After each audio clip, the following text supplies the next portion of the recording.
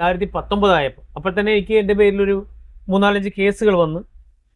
പക്ഷെ 2019 വന്നപ്പോൾ ഈ പർണശാല വെച്ചുകൊണ്ട് കോടിക്കണക്കിന് രൂപ ഈ അമൃതാചാര്യൻ്റെയും ഗുരുസ്വാമി പിടിച്ചു. കോടിക്കണക്കിന് എന്താ പറയുക രൂപയുടെ കിലോ കണക്കിന് സ്വർണ്ണങ്ങൾ, ഏകദേശം 1000 കിലോ സ്വർണ്ണത്തോളം അതും പിരിച്ചു. അപ്പം അങ്ങനെ അതിനൊരു വരുമാനം അല്ലെങ്കിൽ ഒരു കറവ പശുവായി കണ്ട് പിരിച്ചു ഒരു ബിൽഡിങ് ചെറിയ തുച്ഛമായ പൈസക്ക് ഒരു താമര പർണശാല എന്ന് പറയുന്ന ഒരു സാധനം ഉണ്ടാക്കി. അതുപോലെ ഇതൊക്കെ കഴിഞ്ഞപ്പോൾ അടുത്ത ഈ പണം വരാനുള്ള വരവ് നിന്നപ്പോൾ ഇവർ കണ്ടെത്തിയ ഒരു കാര്യമാണ് ഗുരുവിൻ്റെ ജന്മഗൃഹം പൊളിച്ചുകൊണ്ട് ഈ ഒരു ജന്മഗൃഹ സമുച്ചയം നിർമ്മിക്കുക എന്നുള്ളത്. അപ്പം അങ്ങനെ വന്നു കഴിഞ്ഞപ്പോൾ ഒരുപാട് ഈ ചതി മനസ്സിലാക്കി ഒരുപാട് വിശ്വാസികൾ എന്നെ സമീപിച്ചു. എന്നോട് പറഞ്ഞ് അതിനെന്തെങ്കിലും ചെയ്യാൻ പാടില്ലേ, ഗുരുവിൻ്റെ പർണശാലയെ നമുക്ക് നഷ്ടപ്പെട്ടു, പക്ഷേ ഈ ജന്മഗൃഹം കൂടി ഗുരു ഒരിക്കലും നഷ്ടപ്പെടുത്തുമെന്ന് വിചാരിച്ചിരിക്കുന്ന ആ ഗുരുവിൻ്റെ തനിമ അല്ലെങ്കിൽ ഒരു ഗുരുവിൻ്റെ മഹത്വം നിലനിൽക്കുന്ന സ്ഥലം നഷ്ടപ്പെടാതെ സൂക്ഷിക്കേണ്ടതെന്ന് ചോദിച്ചു. അപ്പം ഞാനെന്ന് പറഞ്ഞതെന്ന് പറഞ്ഞാൽ എന്നെക്കൊണ്ട് നിവൃത്തിയില്ല, അപ്പോൾ അതുകൊണ്ട് അതാണ് ഗുരുവിൻ്റെ നിശ്ചയം നടക്കട്ടെ എന്ന് പറഞ്ഞു.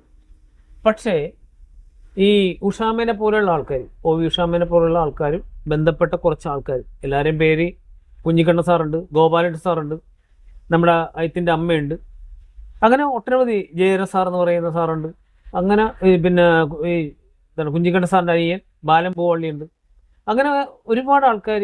അപ്പോൾ അതിലേക്ക് പണം തരാം ഇത് നടത്താൻ വേണ്ടി എന്നുള്ള രീതി വന്നപ്പോൾ ഇത്രയും ആൾക്കാർ നിൽക്കുമ്പോൾ ഗുരുവിൻ്റെ കുടുംബാംഗം എന്നുള്ള ഞാൻ അതിനെനിക്ക് കണ്ടില്ലെന്ന് അടിക്കാൻ പറ്റിയില്ല. അപ്പം അങ്ങനെ അതിലെന്ത് ചെയ്യാൻ പറ്റുമെന്ന് ഞാൻ ആലോചിച്ച് നോക്കിയപ്പോഴാണ് ഈ എൻ്റെ ഒരു അപ്പച്ചിയുടെ ഒരു ഷെയർ എന്ന് വെച്ചാൽ നമ്മളെല്ലാം ഗുരുവിന് എഴുതി കൊടുത്താണല്ലോ. ഇപ്പോഴും ഗുരുവിൻ്റെ പേരിൽ തന്നെ കിടക്കുന്ന പ്രോപ്പർട്ടി ആണെങ്കിലും ആശ്രമത്തിന് നമ്മൾ അവിടുത്തെ ദൈനംദിന പ്രവർത്തനങ്ങൾ നടത്താനുള്ള പെർമിഷൻ കൊടുത്തിരിക്കുകയാണ്. ഇടയ്ക്കൊന്ന് ചോദിച്ചോളൂ.